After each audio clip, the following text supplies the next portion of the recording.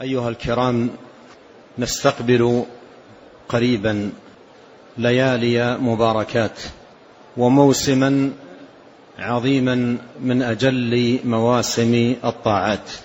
نستقبل العشر الأواخر من رمضان، وهي خير الليالي وأجلها وأعظمها وأبركها.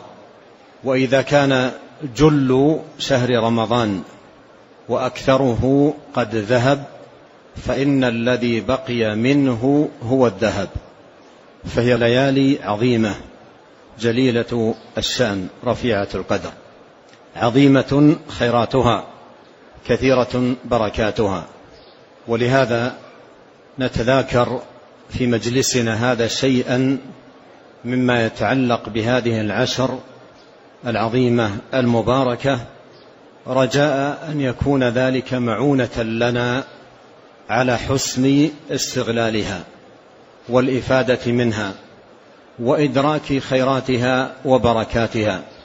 فإن مما يعين المسلم على العناية بهذه المواسم العظيمة المباركة أن يستحضر بين يديها وعند قرب مجيئها فضائلها وخيراتها وبركاتها، فإن في ذلك أكبر معونة له على اغتنامها وحسن الإفادة منها.